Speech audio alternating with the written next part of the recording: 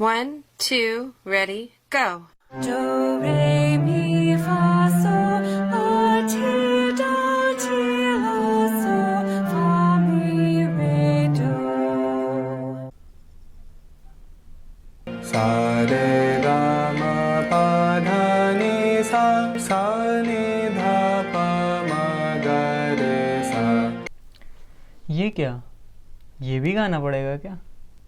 घबराइए नहीं, ये गाना आए ना आए चलेगा, समझ में आना ज़रूरी है। अभी जो आपने सुने यही नोट्स हैं।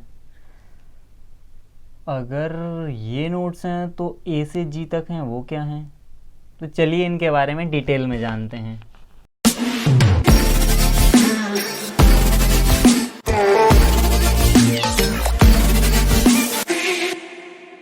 जब हम म्यूज़िक को एक लैंग्वेज के रूप में देखते हैं तो म्यूज़िक में नोट को एक लैंग्वेज के अल्फ़ाबेट की तरह समझना आसान होता है। मतलब जैसे किसी लैंग्वेज में अल्फ़ाबेट उसके रूट होते हैं, उसी तरह से म्यूज़िक में नोट उसका रूट होते हैं। पिछली वीडियो में हमने नोट की डेफिनेशन को समझा था। इस वीडियो में हम नोट के बारे में डिटेल में जानेंगे। वेस्टर्न म्यूजिक में 12 नोट होते हैं, जिनमें मेन 7 होते हैं जो ए से जी तक हैं। यही शास्त्रीय संगीत में सारे गामा पाधानी और यही सोल्फेज सिंबल में डो रे मी फा सोला। ये हैं सभी एक ही, इनकी पिच फ्रीक्वेंसी सेम ही होती है, बस नाम अलग अलग हैं। तो हम इनको ABCD के नाम से समझेंगे। पियानो में ये नोट इस तरह से प्लेस होते हैं।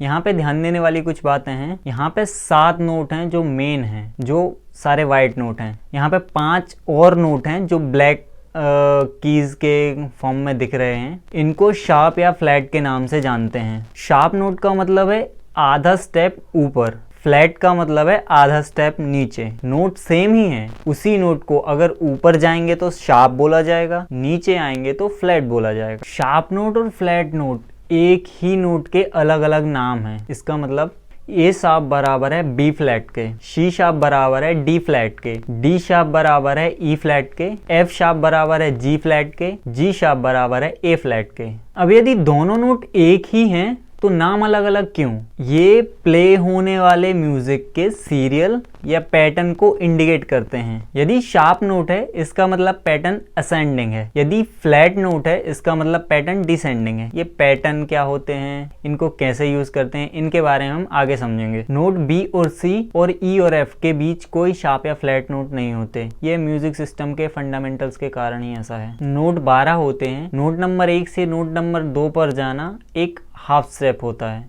जैसे शी से शी शार्प पर जाना। 2 हाफ स्टेप मिलकर एक होल स्टेप बनाते हैं, जैसे शी से डी पर जाना। यहाँ पर एक चीज़ नोट करने वाली है, सी से डी पर जाना एक होल स्टेप है।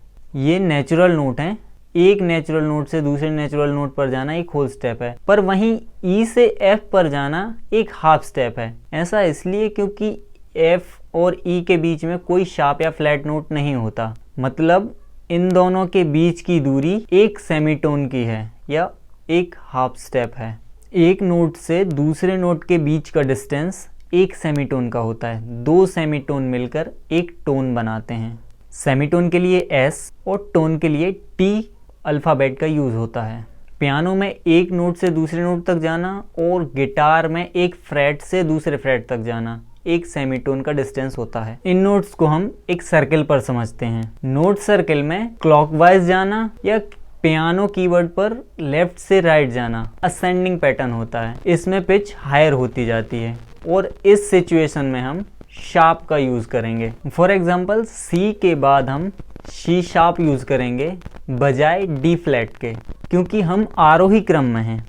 आरोही क्रम या बढ़ते क्रम में है, या फिर ऐसा कह सकते हैं कि हम असेंडिंग पैटर्न में हैं। इसके अपोजिट यदि नोट सर्कल पे काउंटर क्लॉकवाइज जाएं या पियानो कीवर्ड में राइट से लेफ्ट जाएं तो उस समय हम डिसेंडिंग पैटर्न यूज कर रहे होंगे। यहाँ पे हम फ्लैट सिंबल का यूज करेंगे। नोट सर्कल में कुछ ध्यान देने वाली बातें, नोट 12 होते हैं, 7 नेचुरल, 5 शार्प या फ्लैट। शार्प सिंबल का यूज बढ़ते क्रम या असेंडिंग पैटर्न में करते हैं। फ्लैट सिंबल का यूज घटते क्रम में या डिसेंडिंग पैटर्न में करते हैं। बी और सी, ई और एफ नोट्स के बीच कोई शार्प या फ्लैट नोट नहीं होता। ये म्यूजिक सिस्टम में ही है। पियानो के सारे वाइट कीज नेचुरल सारे ब्लैक की शार्प या फ्लैट होते हैं। एक नोट से दूसरे नोट के बीच की दूरी एक सेमीटोन होती है।